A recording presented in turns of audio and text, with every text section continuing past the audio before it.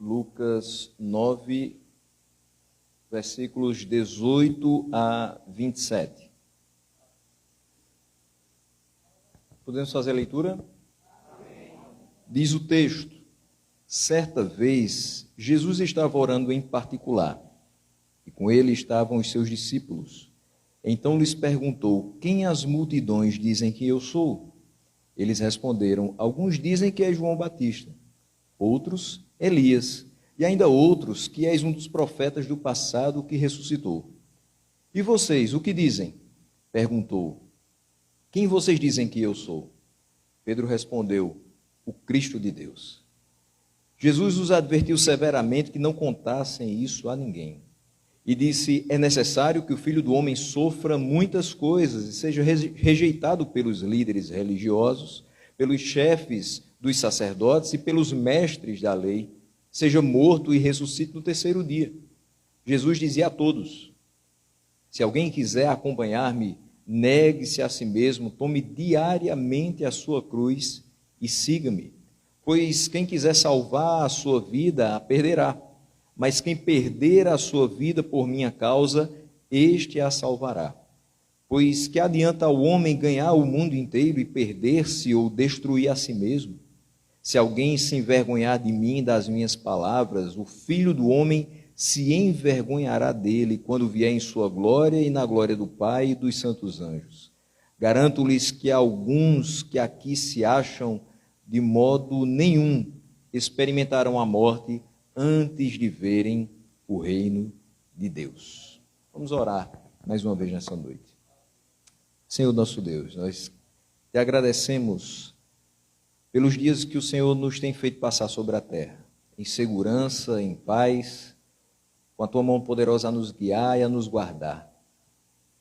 Te pedimos que o teu Santo Espírito nesse momento nos ajude e nos ilumine a mente para compreendermos o que o Senhor quer falar conosco nessa noite. Nos abençoa e nos edifica através da tua santa palavra. É assim que te oramos no nome de Jesus. Amém. Meus irmãos, não é de hoje que se adota em diversos lugares um discurso mais ameno quanto ao Evangelho de Jesus Cristo. Quando falo de um discurso mais ameno quanto ao Evangelho de Jesus Cristo, falo de uma pregação que não é exatamente o que as Escrituras nos trazem.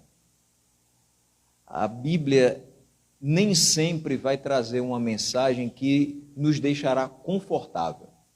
Nem sempre vai nos trazer uma mensagem que vai nos deixar contentes, principalmente quando olhamos para a nossa situação. Às vezes, a mensagem da cruz é confrontadora, é cortante, e alguns encontraram meios de torná-la mais suave, mais palatável, mais aceitável aos ouvidos ultrassensíveis dessa geração. Hoje, se você disser que uma pessoa está errada, você compra uma briga na hora. Se você disser que ela está equivocada, você já está amenizando, mas ainda assim ela ficará com raiva de você. Se você disser que ela se enganou, ainda assim ela ficará ressentida. Tem pessoas hoje que não aceitam outra coisa a não ser a aprovação dos outros, mesmo que elas estejam erradas, equivocadas nos seus pensamentos, nas suas atitudes, nos seus caminhos. Mas nessa noite, à luz desse texto que nós vamos analisar, eu quero reafirmar que o Evangelho continua sendo o mesmo. E ele é sim confrontador, ele é sim cortante. A palavra de Deus, ela continua sendo viva e eficaz. E ela, de fato, penetra no mais profundo do nosso ser e não nos deixa da mesma forma, não nos deixa inertes em relação às necessidades que temos de melhorias, de consertos, de conformação com ela mesma, com aquilo que Deus nos deixou como diretriz para seguir. Eu também quero afirmar que os requisitos para seguir a Jesus continuam sendo os mesmos. E aqui nós vamos perceber um pouco disso nesse texto.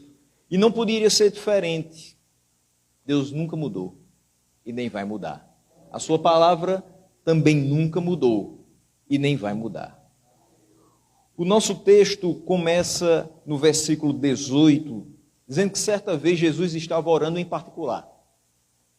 E com ele estavam os seus discípulos.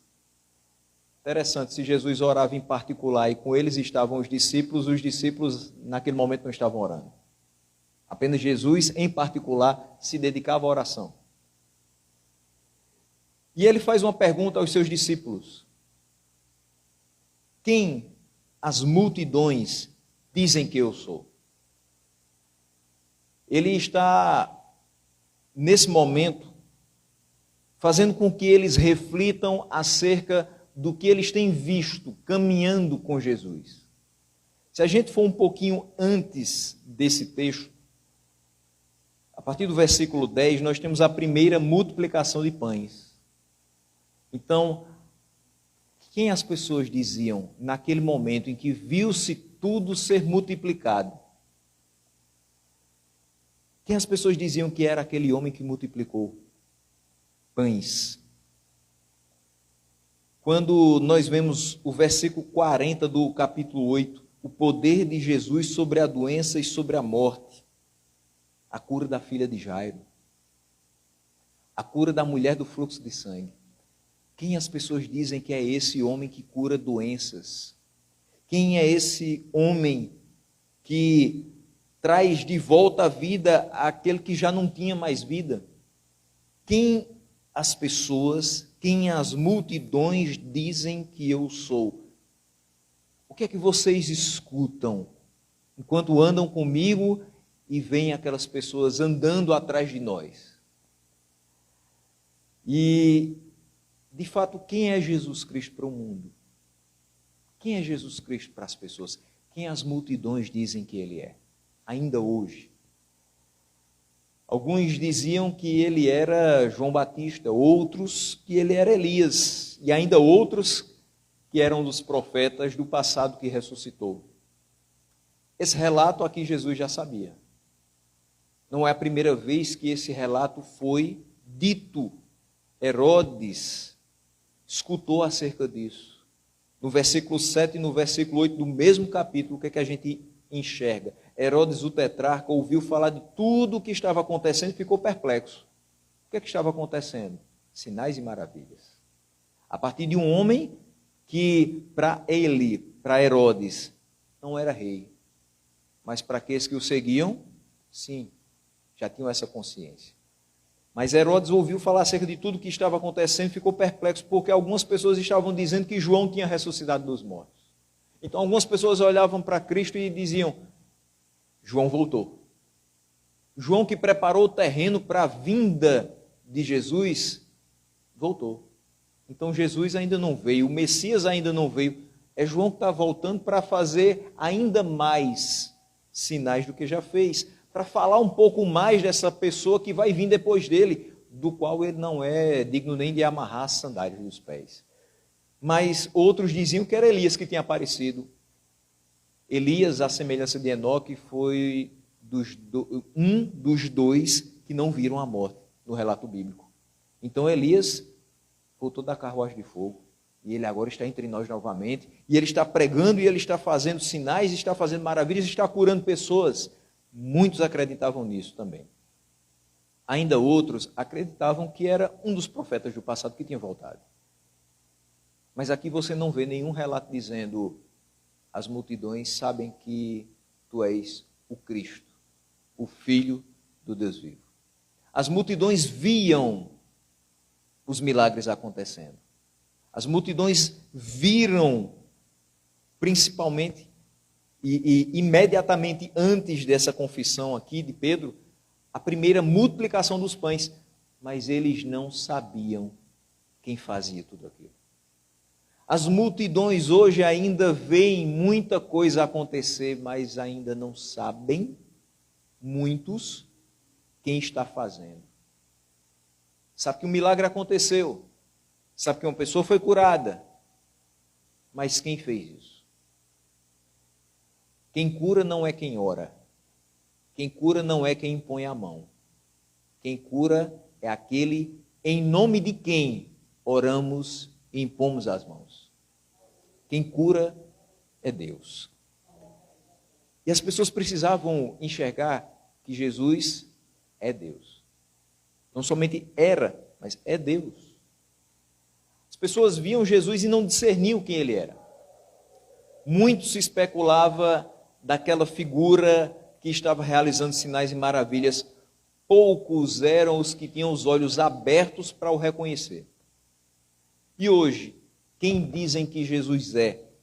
No islamismo, Jesus é mais um dos profetas de Alá. Ele não é muita coisa mais do que Maomé. É mais um dos profetas do único Deus que eles seguem. No judaísmo, ele é um judeu muito influente no seu período. Mas não é o Messias, porque o Messias ainda está sendo esperado por eles. Na Umbanda, Jesus está presente.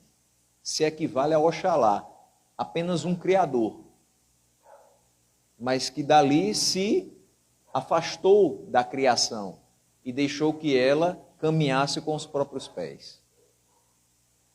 Algumas outras religiões, algumas outras manifestações têm o seu próprio Jesus, ou seja, uma figura que tem uma importância que substitua o Jesus do cristianismo. Por exemplo, no budismo você tem Siddhartha Gautama, o Buda, a alma iluminada, a pessoa que veio com uma missão diferente das demais pessoas do mundo, que seguem a mesma visão que ele. Outros ainda simplesmente não sabem quem Jesus é. Hoje ainda existem milhares de povos não alcançados. Milhares. E existem milhões, bilhões de pessoas que não sabem simplesmente quem Jesus é. Elas vão olhar para um papel e vai ter lá escrito Jesus, e elas vão perguntar, quem é esse? Elas simplesmente não conhecem. Outros podem até conhecer o nome Jesus, mas negam a sua existência. O mundo não o reconhece e nem o pode conhecer se não for a partir da pregação das Escrituras. A gente não escuta mais o que diz o versículo 19. É João Batista, é Elias, é um dos profetas, mas a gente escuta muito, eu não sei quem ele é. É alguém que aparece na Bíblia, mas eu não leio muito a Bíblia. Eu não tenho muita proximidade com as coisas religiosas. Mas para conhecer Jesus, é importante que você não seja um religioso. É importante que você seja um servo de Deus. É importante que você seja um regenerado. É importante que você seja uma nova criatura. Os religiosos conhecem Jesus, mas não seguem os seus ensinos. As novas criaturas seguem os seus ensinos, porque são novas criaturas, porque estão em Jesus Cristo. O versículo 20 vai nos trazer uma visão um pouco diferente, porque agora Jesus não vai mais perguntar aos discípulos o que eles escutam das multidões, que dizem as multidões que eu sou. Não, agora nós vamos compreender a partir das palavras dos discípulos, principalmente de Pedro, quem é Jesus para nós. Versículo 20 diz, e vocês, o que dizem? Perguntou, quem vocês dizem que eu sou? Pedro respondeu, o Cristo de Deus. Então uma nova pergunta foi feita. Pedro responde. E ele responde de uma forma muito objetiva. Ele não enrola, ele não faz malabarismos, ele não vai tentar explicar nada, ele simplesmente diz, o Cristo de Deus. Tu és o Cristo de Deus. Isso fala muito a respeito dele. Ele cria que quem estava na frente dele era o Cristo de Deus. Nem todos que viram a Jesus creram que ele era o Cristo de Deus. Muitos viram Jesus, muitos estiveram muito próximos de Jesus, muitos até caminharam perto de Jesus e ainda assim não reconheceram ele como sendo o Cristo de Deus. Cristo não é um sobrenome. Às vezes, quando a gente está ensinando para a criança, a gente fala Jesus Cristo, aí ela pensa que Jesus é o nome e Cristo é o sobrenome. Natural da criança pensar dessa maneira. Como meu nome também é composto, Jorge Alberto, então ele pensa que é o nome e o sobrenome, mas não é isso. Cristo é um termo que significa ungido. E ungido significa ser separado para uma missão especial. E ele veio com a missão. E a gente vai saber também que missão é essa. Mas quando Pedro usa um artigo definido, é o Cristo de Deus, não deixa margem para mais nada. Não existe outro ungido de Deus. Não existe outro escolhido de Deus. Não existe outro separado por Deus para cumprir essa missão especial. Então, Cristo, quando ele diz o Cristo, a referência passa a ser aquele que Deus escolheu acima de todos os outros para trazer a salvação. Atos 4,12 é muito preciso nisso. Debaixo dos céus não há nenhum outro nome dado entre os homens pelo qual importa que sejamos salvos. Não existe outro Cristo. Jesus era até um nome comum. Por quê? Porque Jesus, no grego, seria o equivalente a Josué no hebraico. Então existiam vários Josués ou vários Jesus. Como hoje você tem João, José, como sendo um nome tão comum na nossa nação. Mas Cristo, só um. Porque Cristo é a qualidade daquele que foi escolhido, separado, ungido para essa missão. E nenhum outro poderia fazer essa missão. Eu não poderia ser Cristo. Porque a minha morte não salva ninguém. Mas a morte dele, e principalmente a sua ressurreição, salvou todos aqueles que o Pai tinha entregue a ele antes da eternidade. E nisso nós percebemos que, para nós, cristãos, Jesus de fato é o Cristo de Deus. Jesus é o Filho unigênito de Deus. Quando a gente olha para João 3,16, a gente entende que Jesus é o Filho unigênito de Deus. A gente entende também que ele é o centro da mensagem bíblica. Você pode falar qualquer coisa que vier à sua mente num púlpito como esse.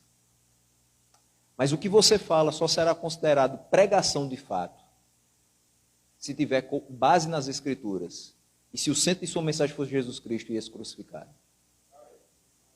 Se você falar qualquer outra coisa e não tocar no assunto bíblico e não tiver Jesus Cristo como centro, você fez um discurso, uma palestra, uma aula, menos uma pregação. Pregação é falar acerca de Cristo. Graças a Deus estamos aqui falando acerca de Cristo. Temos essa oportunidade, temos esse entendimento. Eu falo acerca do Filho unigênito de Deus e você sabe, ele morreu por mim. Eu falo acerca do centro da mensagem bíblica e você que tem meditado na palavra do Senhor, você sabe, ele está de Gênesis a Apocalipse. Presente em todos os textos. Não há um texto só da Escritura que não seja evangelístico, que não seja missionário. Porque tudo aponta para Cristo. E apontando para Cristo, sabemos, aponta para o Pai. Aquele que conheceu o Filho, viu também o Pai.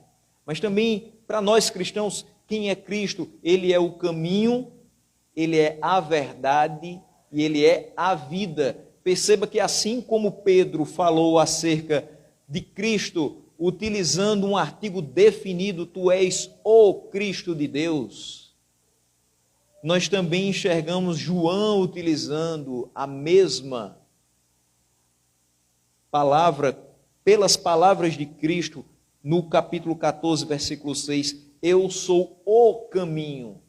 Não existe outro caminho. A nossa cultura tenta demonstrar para a gente que todos os caminhos levam a Deus. E aí as pessoas se perdem em tantos caminhos. Uma pessoa fica doente, ela pede oração na igreja evangélica, ela faz a novena na igreja católica, ela faz um despacho na Umbanda, ela pede para que outras pessoas façam as suas manifestações, emanem vibrações positivas, e ainda diz, a gente tem que se apegar com tudo. A gente não sabe o que é que vai dar certo, então a gente tenta. No desespero, muitas pessoas fazem isso. Mas a gente não se desespera, por quê? Porque a gente sabe de onde vem a solução e a salvação para a nossa vida. A gente sabe quem Ele é. A gente sabe que só há um caminho. O caminho, que é Jesus. E a gente sabe que só existe a verdade. A nossa cultura também tenta colocar na nossa mente que não existe absoluto. Tudo é relativo. Alguém diz, se morrer sem Cristo, irá para o inferno. Aí a pessoa diz, é relativo. Isso é uma pessoa boa, que fazia caridade. Isso era uma pessoa que respeitava pai e mãe. Você pode ser a pessoa melhor do mundo, sem Cristo você não tem salvação, porque a salvação não vem de obras para que ninguém se glorie. É dom de Deus, através do sacrifício de Cristo. Não é porque você é bom, não é porque você é bonito, não é porque você é rico, não é porque você fez alguma coisa de maravilhoso durante a sua existência. A coisa mais maravilhosa que você pode fazer durante a sua existência é se entregar nas mãos daquele que pode salvar a sua vida. Ele é a verdade. Nele não encontra-se nenhum tipo de erro. Tudo nele é verdadeiro. Você pode não aceitar em determinados momentos o que a palavra traz para a sua vida e dizer, eu sei que a palavra está dizendo isso, mas eu vou por esse outro caminho aqui. Mas como ela é a verdade, o outro caminho vai ser o engano. Você vai se prejudicar se não seguir a palavra de Deus. Ele também é a vida. A vida. Tem pessoas que dizem, vou curtir a vida enquanto sou jovem. Vou aproveitar a vida com os recursos que eu ganhei. Vou fazer da minha vida uma festa, porque a vida é curta e rápida demais para se perder tempo com coisas sérias. A gente escuta tanta coisa e no final percebe que essas vidas não são vidas de verdade.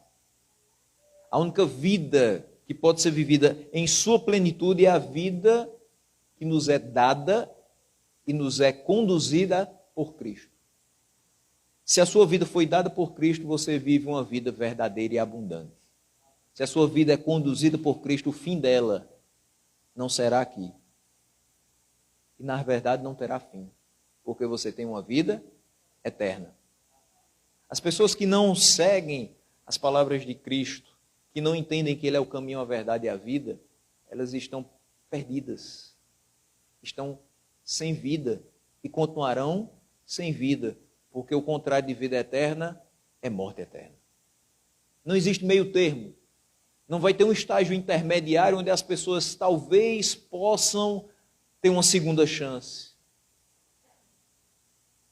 Ou é céu, ou é inferno. Ou é servo de Cristo, ou é escravo do pecado. Em todas as religiões, que citei várias outras, o que nós percebemos? Pessoas que para garantir a salvação, para tentar a salvação, elas fazem de tudo. Elas fazem sacrifícios, elas correm atrás da divindade, o critério de salvação é a obra humana, elas adulam essas divindades com oferendas. Esse ano até que eu não vi tanto, porque a gente ainda está num momento, mesmo que de remissão, mas ainda pandêmico. Mas era muito fácil de você ver, primeiro dia do ano, a praia cheia de coisas, barcas com oferendas, um bocado de plantas sendo jogadas ao mar, uma poluição imensa. Fotos de pessoas, tantas coisas que eram jogadas no mar e que depois vão virar poluição na primeira enxurrada que vier. A oferenda não pegou. A pessoa a quem essa oferenda foi endereçada não vive. às vezes é uma imagem, às vezes é uma ideia, mas não uma pessoa, não um ser divino, não alguém que pode salvar. Essas pessoas correm atrás de tudo para que aquela divindade se satisfaça e finalmente diga: você merece uma salvação. O que é diferente no cristianismo? O Cristo de Deus veio até nós. A gente não correu atrás dele. Ele veio até nós. Ele se entregou por nós. Nós não nos sacrificamos para corresponder a uma expectativa da divindade, mas ele se sacrificou por nós. O seu sangue derramado nos justificou e o Espírito que nos foi enviado nos ajuda na tarefa diária de santificação. É muito diferente. Nós não podemos correr atrás de Deus, atrás da nossa salvação, porque não depende de quem quer ou de quem corre, mas de Deus usar da sua misericórdia. E a sua misericórdia foi expressa, foi evidenciada no envio de Jesus para nos redimir dos pecados. Não tem nada a ver com a gente. É tudo a ver com Jesus. É Ele que se entrega. É Ele que perdoa. É Ele que justifica. É Ele que salva. É Ele que sustenta. E Ele veio com a missão. Ele é o Cristo de Deus. Ele foi ungido para uma missão especial. E era importante que, naquele momento, os discípulos ainda não falassem quem ele era. Jesus, no versículo 21, adverte severamente que eles não contassem isso a ninguém. Pedro, você acertou, eu sou o Cristo de Deus. Mas não conte isso a ninguém. Agora, não. Por quê? As pessoas nutriam falsas crenças acerca do Messias. Tanto é assim que os judeus ainda acham que o Messias virá. Tem pessoas que achavam naquela época que o Messias viria de uma forma com pompa, em meio à riqueza, com um poderio semelhante aos dos reis da terra. As pessoas ainda precisavam aprender mais de Jesus antes dele se identificar abertamente ao público.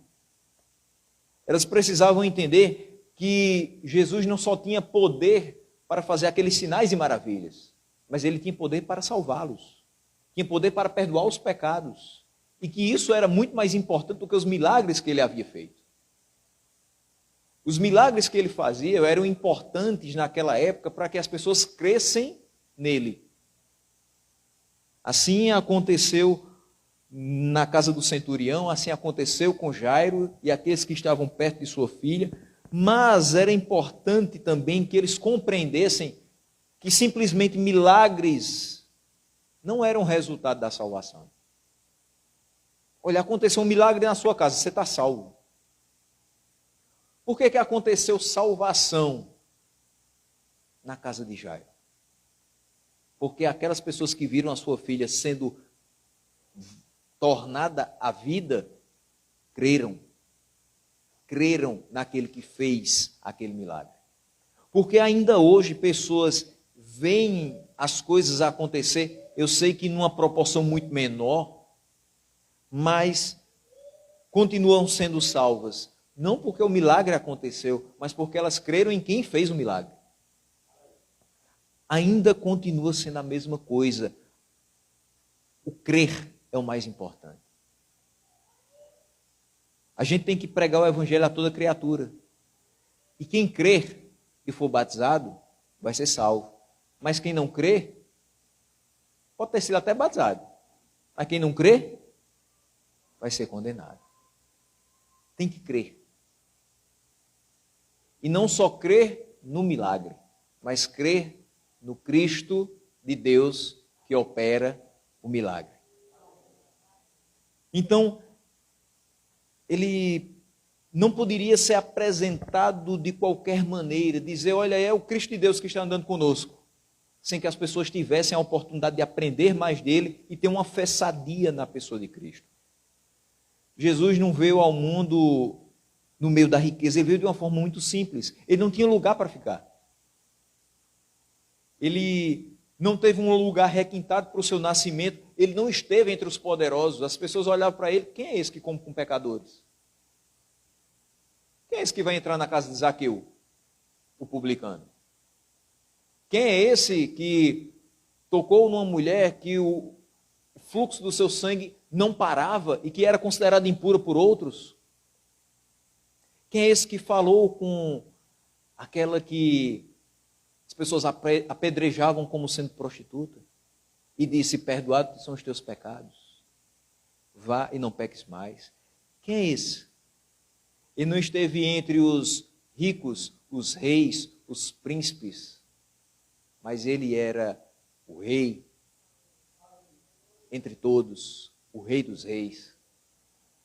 Ele não esteve entre os senhores, donos de terras, mas ele é o Senhor dos senhores. Ele não bajulou ninguém para ser colocado em pedestais, pelo contrário, curava fora dos arraiais, para que ninguém o tomasse e o colocasse como rei. Ele esteve entre os desvalidos e pecadores, porque ele veio trazer salvação exatamente para eles. Ele não veio para os que estavam bons, ele veio para os que estavam enfermos, para os que estavam mortos em seus delitos e pecados, trazer vida e vida abundante para eles. A mensagem de Cristo nunca foi de prosperidade financeira, apesar de que você pode ser próspero financeiramente, isso não é pecado nenhum, mas ele nunca focou a sua mensagem nisso. Nunca foi de sucesso a todo custo. Nunca foi de apego às coisas terrenas. O que Cristo ensinou com palavras e com atitudes foi amor, mas um amor que não encobre erros.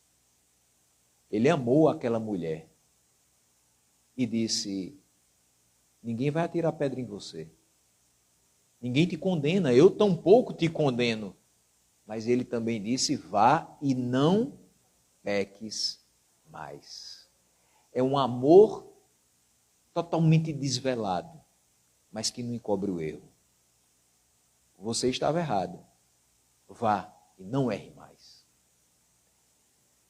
Ele também nos ensinou, através de palavras e atitudes, uma humildade. Ele se esvaziou da sua glória e se sacrificou por nós. Ele não usurpou o fato de ser Deus, e ele veio em forma de servo e foi obediente até a morte de cruz. Humilde, bondoso, longânimo, capaz de perdoar até aqueles que lhe colocaram naquela cruz. Entre outros atributos maravilhosos que ele tem e que comunica a nós. Alguns ele não comunica, mas ele comunicou bondade para nós. Os atos bondosos que nós temos é porque ele nos faz ser assim. Ele faz através de nós, mas é ele fazendo. A nossa paciência, a nossa longanimidade é porque ele coloca no nosso coração ainda mais amor por aqueles que ainda precisam de mais paciência para aprender. A nossa capacidade de perdoar, ainda que pequena, porque ainda somos muito falhos, vem dele. Porque sem ele, nem capacidade pequena nós teríamos de perdoar as pessoas que nos ofendem. Tudo isso ele nos ensinou. Uma missão que nós não podemos compreender completamente como alguém se doa dessa maneira. Que amor que ele teve de vir e fazer tudo o que o Pai o havia ordenado.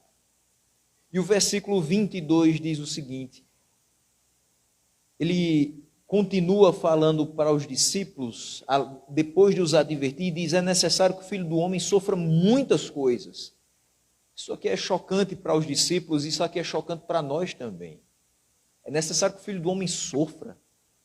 Mas ele é o dono de tudo. Mas era necessário que naquele momento ele sofresse muitas coisas. Era necessário que ele fosse rejeitado pelos líderes religiosos, tantos que diziam ser conhecedores da Escritura e que no final das contas importava a eles nascer de novo, como Nicodemos. E ele deveria ser rejeitado pelos chefes dos sacerdotes e pelos mestres da lei, ser morto e ressuscitar no terceiro dia. Tudo isso. Por quê? Porque essa foi a missão dele. Quando nós olhamos para João 3,16, nós temos a certeza exatamente disso. Deus amou o mundo de uma maneira tal, impossível de descrever, que ele enviou Jesus, o Cristo, para que ele se entregasse, para morrer no lugar daqueles que foram salvos, que foram escolhidos, que foram eleitos, pela graça e pela misericórdia de Deus, para que todo aquele que cresce no nome dele, no poder dele, no sacrifício dele, não perecesse, mas tivesse a vida eterna.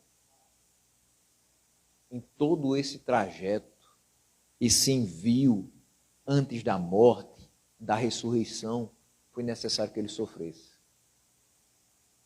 Ele foi injuriado, ele foi cuspido, ele foi maltratado, ele foi morto, ele foi moído por conta das nossas transgressões, por conta das nossas iniquidades. Mas aí a gente enxerga em Isaías o castigo, o sofrimento era importante, era necessário que ele sofresse. O castigo que nos trouxe a paz estava sobre ele, para que não viesse sobre nós. Jesus está falando aqui para Pedro e os demais discípulos, era importante, era necessário que o Filho do Homem sofresse muitas coisas, incompreensões, palavras duras, decepções. E mesmo assim, rejeitado pelos líderes, rejeitado pelos chefes dos sacerdotes e pelos mestres da lei, fosse morto e ressuscitasse no terceiro dia. O Salmo 118, versículo 22, também traz algo muito precioso acerca de Jesus. A pedra que os construtores rejeitaram tornou-se a pedra angular. As pessoas ainda não conseguem enxergar ele como sendo aquele que dá sustentação a todo mundo. Olha a situação em que nós nos encontramos hoje. A pedra angular, ela serve justamente para dar sustentação numa construção onde duas paredes vão ser feitas simultaneamente. E a pedra vai estar ali na esquina, para que as duas paredes não caiam. Por que que o mundo hoje está estável? A gente vê no jornal 100 mil casos diários na Argentina. 3 milhões de casos num dia só no mundo. Por que a Covid não desestruturou o mundo? Apesar de muita gente ainda estar com muitas coisas na cabeça, menos a fé em Deus. Mas por que que o mundo não se desintegrou com esse vírus tão ameaçador? Porque o mundo está alicerçado numa pedra de esquina. Muitos ainda a rejeitam, mas ele continua sendo aquele que dá estabilidade, onde aparentemente não existe. Se você continuar tendo fé nele, tudo isso vai passar. Mesmo que você seja infectado, mesmo que você seja internado, você pode até ser entubado, você volta, se for da vontade dele. E se não voltar, você já sabe para onde você vai. Isso é importante. Quem morre com Cristo não perde nada, ganha a vida. Quem morre sem Cristo perdeu a última oportunidade. Porque enquanto há vida, ainda há esperança de mudança, ainda há esperança de convencimento do pecado, da justiça, do juízo através da pregação do Evangelho. Após a morte, segue-se o juízo. Nós precisamos ser gratos a Deus porque essa missão que Cristo veio fazer aqui na terra nos deu garantia dessa vida eterna. A gente não vai se desesperar. A gente não vai ver o mundo se acabar. A gente não está aqui? Por quê? Porque ele é maior do que tudo isso. Mateus 22:6 diz: aqui está quem é maior que o templo. Nós podemos dizer tranquilamente: entre nós está quem é maior do que esse mundo todo. Ele tem o mundo na palma das suas mãos. Ele cuida de todas as coisas.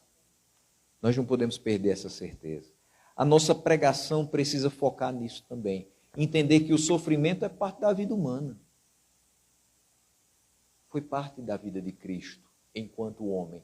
É parte da vida de cada um de nós. Mas entendamos que esse sofrimento na nossa vida tem propósitos. Ele não nos colocou aqui para sofrer desenfreadamente, mas para nos amadurecer, para nos fazer crescer e para que a gente nunca esqueça, foi o sofrimento dele que nos trouxe vida. Para que a gente valorize o sacrifício de Cristo. Seguir a Cristo também tem os seus critérios, continua sendo da mesma forma, assim como o evangelho pregado é o mesmo. Os critérios para seguir a Cristo continuam sendo iguais. O versículo de número 23 nos diz exatamente o seguinte. Jesus dizia a todos: se alguém quiser acompanhar-me, negue-se a si mesmo, tome diariamente a sua cruz e siga-me. Lucas é o único que fala diariamente. Ele vai reforçar essa questão. Entendendo que o sofrimento faz parte da nossa vida, como fez parte e era necessário que Cristo sofresse, os discípulos conseguiram, e nós conseguiremos também, receber essas palavras. Se alguém quiser estar comigo, se alguém quiser me acompanhar, se alguém quiser vir após mim, negue-se a si mesmo. Esse é o primeiro ponto. Negar-se a si mesmo. O que importa? Minha vontade, a minha verdade, os meus desejos, as minhas aspirações, os meus sonhos? Não, o que importa é a vontade de Deus. O que importa é a condução de Deus. O que importa é o plano que Deus tem na minha vida. É o plano que Deus tem na sua vida. É o plano que Deus tem na vida da sua igreja, do seu povo redimido. Se alguém quiser me acompanhar, negue-se a si mesmo. Não olhe para as circunstâncias, não olhe para o que você acha que ainda vai ter na sua vida. Não pense, ainda tenho a vida toda pela frente. Se você ainda tem a vida toda pela frente, gaste-a com Deus. Fazendo a obra de Deus, vivendo para a glória de Deus. A crucificação era uma morte muito vergonhosa. E aquelas pessoas que estavam com Cristo sabiam o que era uma crucificação. Seguir a Cristo como seus discípulos exige que nós entreguemos à morte o nosso orgulho e os nossos desejos pecaminosos e experimentemos a rejeição do mundo. Às vezes você entrega a sua vida para Cristo e as pessoas começam a lhe rejeitar. Você hoje vê muitos e muitos relatos, e cada dia vai ser mais comum, de pessoas que perdem os seus empregos, porque são verdadeiramente, confessadamente cristãos. Pessoas perdem a sua vida. Não é muito longe não, meus irmãos. Não é só na janela 10/40 que as pessoas morrem, às vezes crucificadas, queimadas a fio da espada. Sabe qual é o país que me chamou mais atenção na última lista das portas abertas? Dos 50 primeiros, onde é mais difícil ser cristão? Colômbia, está em 8º lugar. Bem pertinho aqui, né? América do Sul. Na Colômbia é difícil ser cristão. O Brasil não está tão melhor assim. Você não é morto, mas você é rejeitado. Existe uma militância enorme na rede social, que se você colocar Deus abençoe, o Instagram coloca para você uma nota.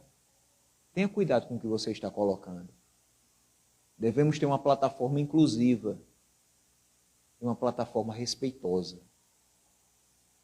Eu me surpreendi quando eu coloquei um feliz aniversário, Deus te abençoe, e eu recebi essa mensagem de uma rede social. A gente não tem mais liberdade de falar abertamente o que a gente quer. Mas, se no ambiente virtual está assim, no ambiente real, também não é muito diferente. Seja um crente verdadeiro no seu trabalho e você vai ter pessoas no seu pé o tempo todo. Eu não estou querendo dizer seja um crente inconveniente, porque também tem hora de pregar e tem hora de ficar calado. Eu estou dizendo, seja um crente de verdade.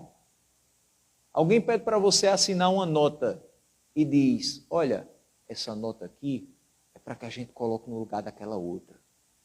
Porque aquela outra tem um valor verdadeiro e essa daqui tem um valor que passa um pouquinho, que aí vai ficar para a gente aquela sobra. Aí você diz não.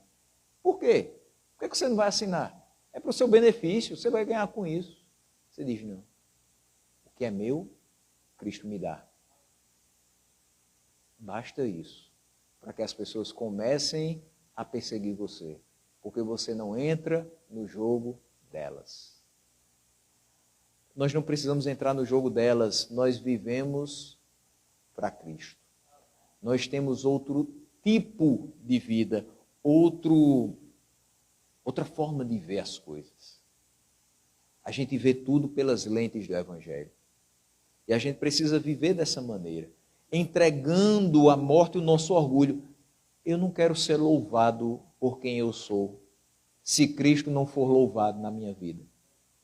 Não adianta eu ter os diplomas do mundo, chegar aos píncaros da glória, se ele não for evidenciado nas minhas ações. Seguir a Jesus exige abnegação, dedicação total e uma obediência espontânea. Ele não está obrigando você a obedecer ele. Mas uma vez que ele lhe deu a vida, o que ele requer de você é apenas obediência. Lucas ressalta o aspecto da continuidade. Tome essa cruz diariamente. Não é ser crente durante um mês e depois dizer assim, eu estou sentindo uma saudade tão grande do mundo. É mês de junho, vai ter São João. Então vou tirar férias de Jesus em junho. Opa, janeiro, minhas férias. Vou tirar umas férias de Jesus também. Não vou pisar na igreja. Aluguei uma casa na praia, vou passar 30 dias lá. Ah, mas tem a transmissão do Instagram da igreja. Não, mas deixa o celular descansar um pouquinho.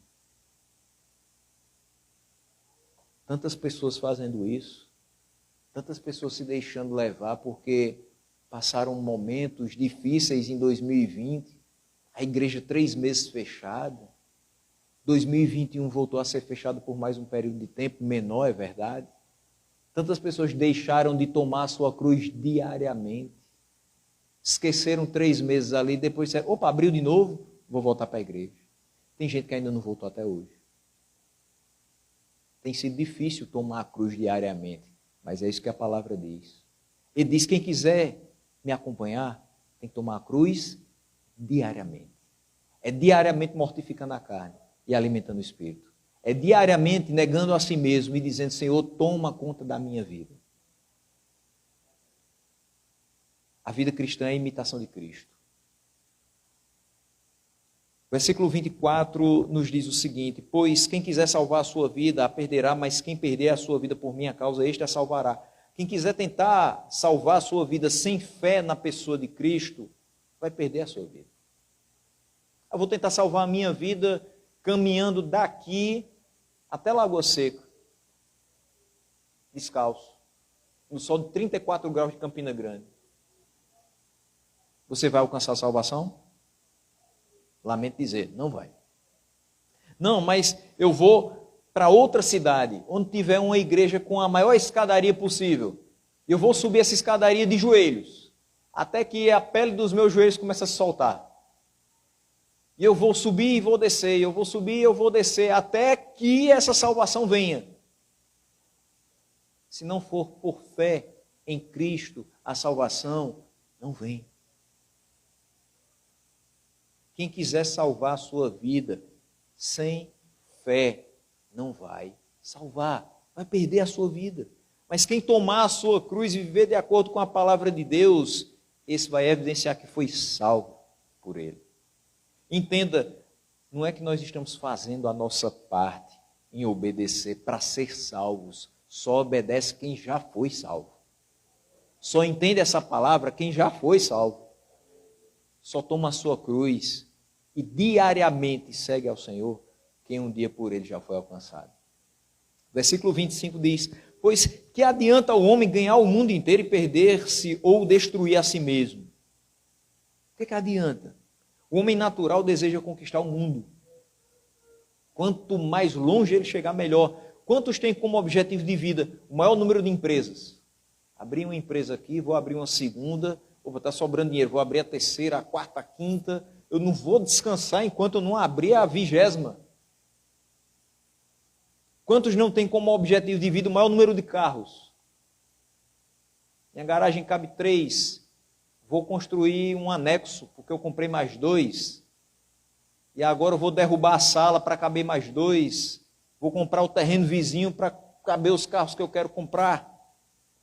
Quantos não pensam em ter casas, e mais casas, e mais casas? Uma conta bancária com dinheiro sobrando para sustentar filhos e netos sem que eles trabalhem. Enfim, quantos não têm como objetivo de vida apenas o seu projeto pessoal? De que adianta ser bem-sucedido na passagem por esse mundo e experimentar a morte eterna como consequência do seu pecado? Do que adianta, entre aspas, ter o céu na terra, se da terra você não vai para o céu? Importa, meus irmãos, que nós abramos mão de determinados projetos pessoais que não encontram conformidade com o plano de Deus na nossa vida, para abraçar o que Ele tem para nós. O que Ele tem para nós é sempre o melhor. Mas eu vou ser pobre a vida toda? Financeiramente, talvez você seja pobre a vida toda. Talvez você ande de ônibus a vida toda. Talvez você ande a pé a vida toda. Para que no céu você tenha tudo. Deus sabe a nossa estrutura. Muita gente não tem o que desejaria ter, o que seu coração acharia que seria maravilhoso, porque no dia seguinte abandonaria a Cristo. Isso é uma coisa muito clara. Quantas pessoas frequentam nas terças-feiras culto de oração? Um ano inteirinho pedindo oração por trabalho. Quando consegue o trabalho, continuam frequentando? Nem todos. Quantas pessoas, antes de aceitar uma proposta de trabalho, perguntam: no domingo é minha folga? Eu vou trabalhar ininterruptamente e não vou poder frequentar a casa do Senhor?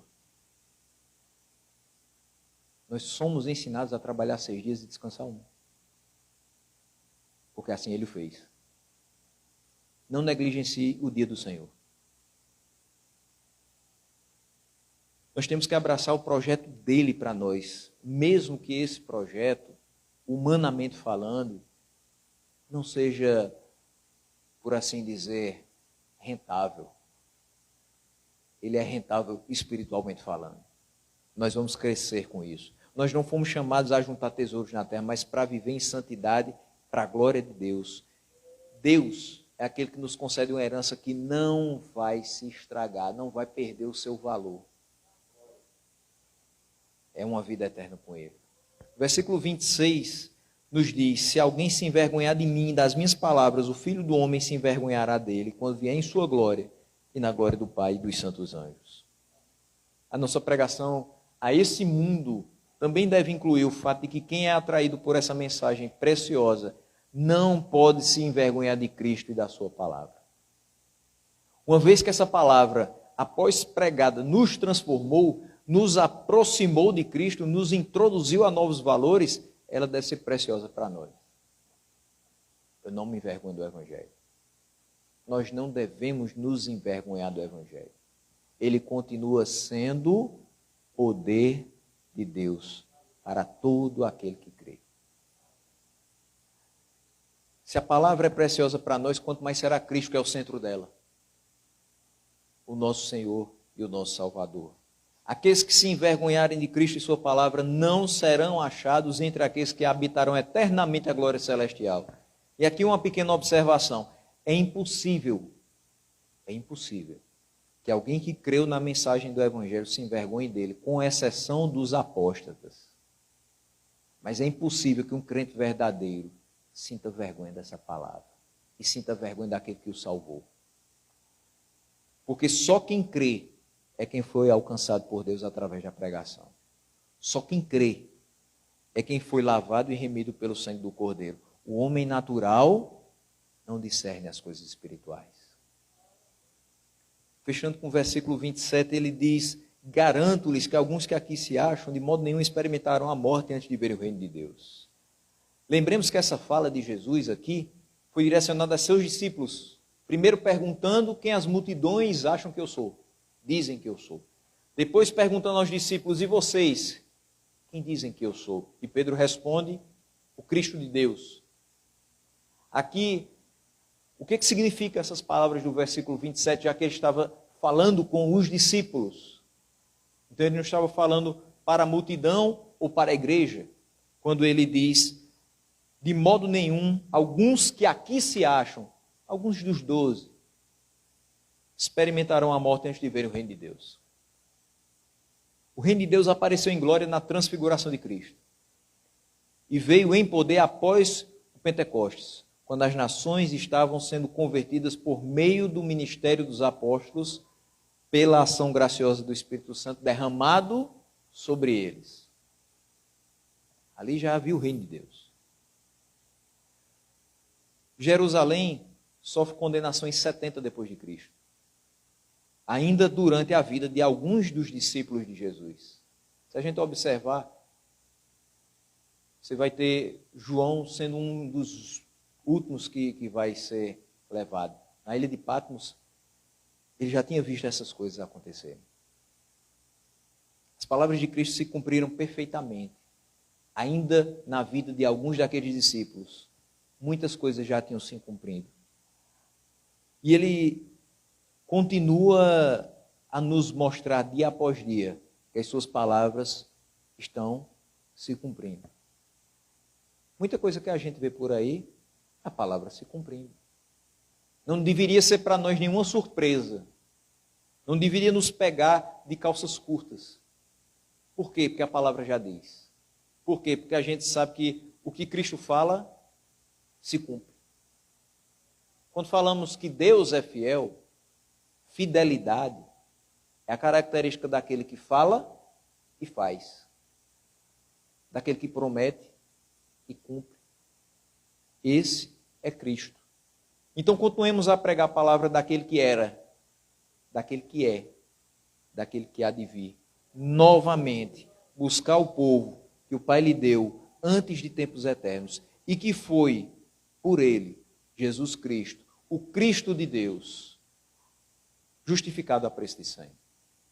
Essa mensagem não pode sair das nossas bocas. Temos que estar pregando a tempo e fora de tempo, para que essa mensagem que abunda no nosso coração, saia dos nossos lábios, penetre no coração daqueles que estão perdidos, que eles possam, pela ação do Espírito Santo, se render aos pés do Senhor, e que ele seja o Cristo também para eles. Que assim como Pedro, eles possam reconhecer, assim como nós também reconhecemos. Quem as multidões dizem que eu sou? Eu não sei o que as pessoas têm falado a respeito dele. Tem muita coisa por aí. Eu sei que para mim, tenho certeza para os irmãos, ele continua sendo o Cristo de Deus. Que Deus nos abençoe nessa noite, nos faça compreender cada dia mais o Evangelho, para que a gente não se aparte dessa palavra, mas meditando dia e noite, a gente venha a ser um povo mais que feliz, bem-aventurado.